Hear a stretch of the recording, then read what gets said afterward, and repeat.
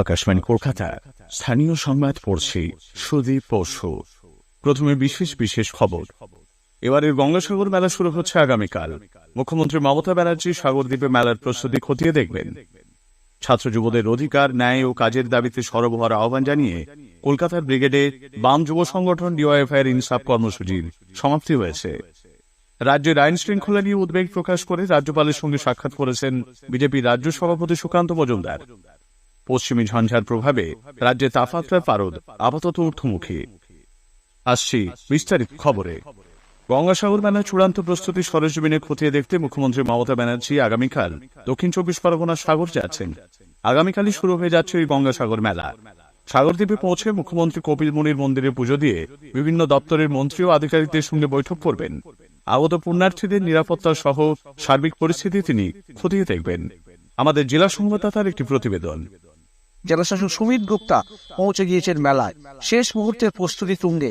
মেলায় এবার 40 লক্ষ পুণ্যার্থী আসবেন ধরে নিয়ে সমস্ত রকম পরিকাঠামো তৈরি করা হয়েছে। এবার যাত্রী সেট ও শৌচাগারের সংখ্যা বাড়ানো হয়েছে।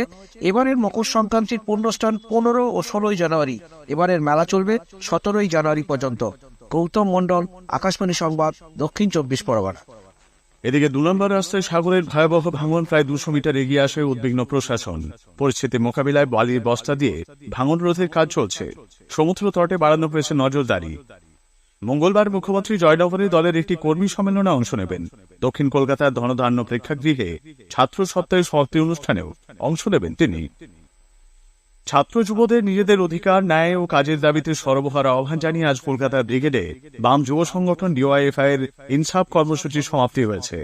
50 দিন ধরে রাজ্যের বিভিন্ন প্রান্ত পরিক্রমা করেছে ইনসাফ যাত্রা।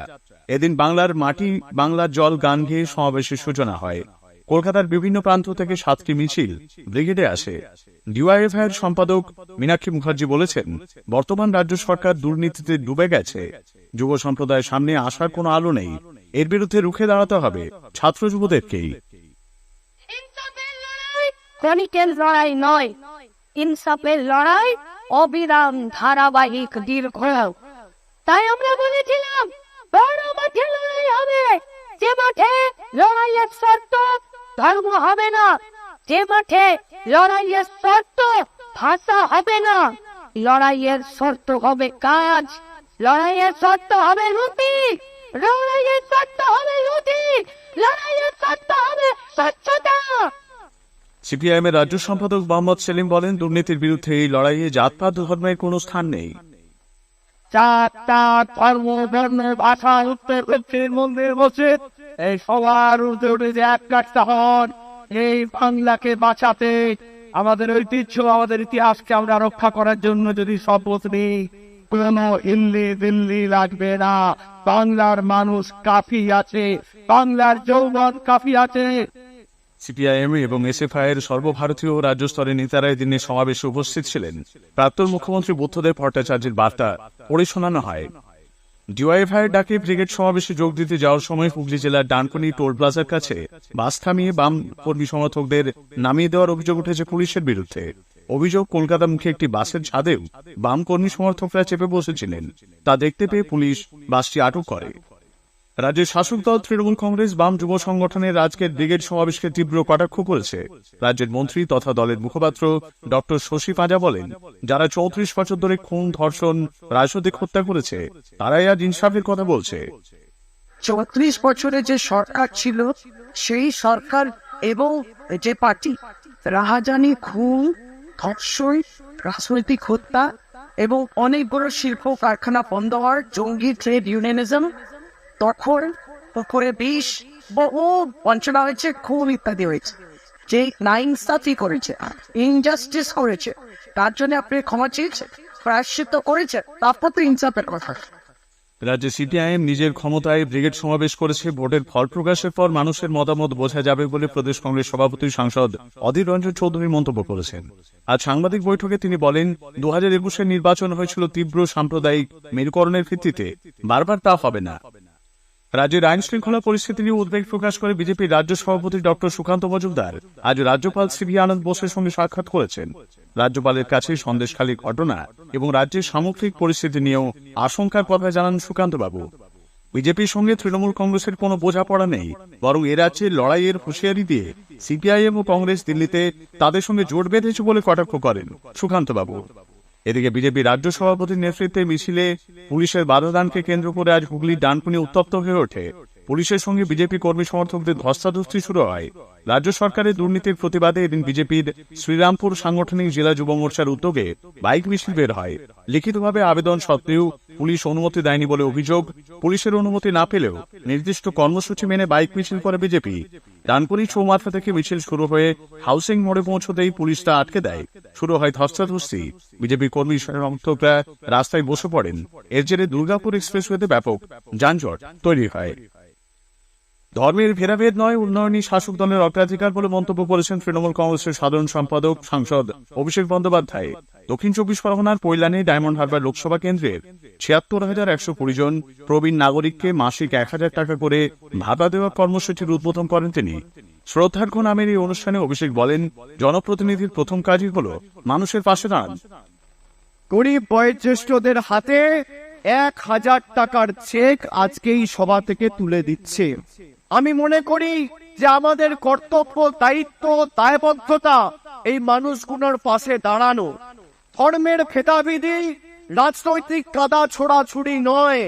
আমি মনে করি ইতিবাচক কাজ এবং উন্নয়নমূলক কর্মসূচি নিয়ে যদি আমি এদের বাড়িতে পৌঁছাতে পারি, তাহলে কিছুটা হলেও একটা পরিবর্তন, ইতিবাচক পরিবর্তন এদের জীবনে ঘটবে। রাজ্যের বিরোধী দলনেতা শুভেন্দু অধিকারী ডায়মন্ড হারবারে তৃণমূল কংগ্রেসের সাধারণ সম্পাদক অভিষেক বন্দ্যোপাধ্যায়ের বার্ধক্য ভাতা বন্টনের তীব্র সমালোচনা করেছেন। সাধারণ মানুষের করের টাকা কিভাবে শুধুমাত্র একটি লোকসভা কেন্দ্রে বিপুল সংখ্যক মানুষকে কার্যত ঘুষ দিতে ব্যবহার করা হচ্ছে বলেও তিনি মন্তব্য করেন। It's a big financial scam.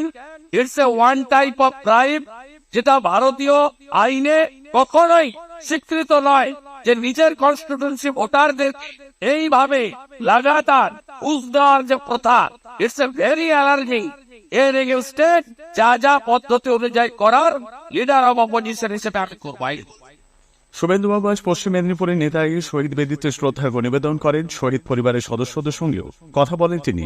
হাইকোর্টের অনুমতি নিয়ে এদিন বিরোধী দলনেতা নেতায় চান লালগড়ে মোমবাতি মিছিলেও অংশ নিয়েছেন তিনি। পূর্ব মেদিনীপুরের নন্দীগ্রামে তৃণমূল কংগ্রেস এবছরও শহীদ স্মরণ সভা আয়োজন করেছে। আজ ভোর থেকে সোনাচূড়া ভাঙাবেড়া ব্রিজে ভূমি উচ্ছেদ প্রতিরোধ কমিটির উদ্যোগে শুরু হয় শহীদ তর্পণ। ভাঙাবেড়ায় ফলকে মালা দিয়ে শ্রদ্ধা জানান তৃণমূল কংগ্রেসের রাজ্য সাধারণ সম্পাদক কুণাল ঘোষ। স্থানীয় সংবাদ শুনছেন আকাশবাণী কলকাতা কেন্দ্র থেকে। কেন্দ্রীয় সরকারের বিকশিত ভারত সংকল্প যাত্রাকে ভয় পেয়ে শাসক দল রাজ্যে কর্মসূচি বন্ধ করে দিয়েছে বলে মন্তব্য করেছেন কেন্দ্রীয় পঞ্চায়েত প্রতিমন্ত্রী কপিল মরেশ্বর পাতিল। পশ্চিম বর্ধমানের আসানসোল স্টেশনে চায় পে চর্চায় যোগ দিয়ে তিনি জানান, কেন্দ্রীয় সরকারের বিভিন্ন উন্নয়নমূলক প্রকল্পের সুযোগ সুবিধা বিকশিত ভারত সংকল্প যাত্রার মাধ্যমে গ্রামে গ্রামে মানুষের কাছে পৌঁছে যাচ্ছে। শ্রী পাতিলের সঙ্গে আজ উপস্থিত ছিলেন আসানসোল দক্ষিণের বিধায়ক অগ্নিমিত্রা পাল, প্রাক্তন মেয়র বিজেপি নেতা জিতেন্দ্র তিওয়ারি। মুর্শিদাবাদের বহরমপুরে দুষ্কৃতীদের গুলিতে প্রাণ হারিয়েছেন মুর্শিদাবাদ জেলা তৃণমূল কংগ্রেসের প্রাক্তন সাধারণ সম্পাদক সত্যেন চৌধুরী। আজ দুপুর 2টা নাগাদ বহরমপুরের ভাকুড়িতে একটি নির্মীয়মান আবাসনের সামনে দুষ্কৃতীরা খুব কাছ থেকে তাকে গুলি করে পালিয়ে যায়। স্থানীয় বাসিন্দারা তাকে মুর্শিদাবাদ মেডিকেল কলেজে নিয়ে গেলে চিকিৎসকরা মৃত ঘোষণা করেন। উল্লেখ্য, একদা অধীর চৌধুরীর ঘনিষ্ঠ সত্যেন চৌধুরী কংগ্রেস ছেড়ে তৃণমূল কংগ্রেসে যোগ দেন। দলের একাধিক গুরুত্বপূর্ণ পদে ছিলেন তিনি। 2021 সালের বিধানসভা নির্বাচনের আগে থেকে বিভিন্ন কারণে দলের সঙ্গে তার মতপার্থক্য তৈরি হয়। পশ্চিমী ঝঞ্ঝার প্রভাবে রাজ্যে তাপমাত্রার পারদ আগামী 10ই জানুয়ারি পর্যন্ত স্বাভাবিকের থেকে কিছুটা বেশি থাকবে বলে আবহাওয়া দপ্তর জানিয়েছে। দপ্তরের অধিকর্তা গণেশ কুমার দাস জানিয়েছেন, উত্তর পশ্চিম ভারতে পশ্চিমী ঝঞ্ঝার জেরে উত্তরে হাওয়া পূর্ব ভারতে তেমন ভাবে প্রবেশ করতে পারছে না। এদিন কলকাতায় সর্বনিম্ন তাপমাত্রা রেকর্ড করা হয়েছে 16.7 ডিগ্রি সেলসিয়াস, যা স্বাভাবিকের থেকে 3 ডিগ্রি বেশি। অন্যদিকে দিনের সর্বোচ্চ তাপমাত্রা ছিল স্বাভাবিকের 1 ডিগ্রি ওপরে 25.7 ডিগ্রি সেলসিয়াস।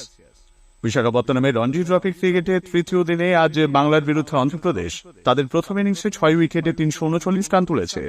রিকি ভুইং 107 রানে অপরাজিত রয়েছেন। Saint John's public school mayor's cup ক্রিকেটে চ্যাম্পিয়ন হয়েছে। ইডেনে দুদিনের ফাইনালের আজ শেষ দিনে তারা 123 রানে রত্নাকর নর্থ পয়েন্ট স্কুলকে হারিয়ে দিয়েছে। স্থানীয় সংবাদ শেষ হলো।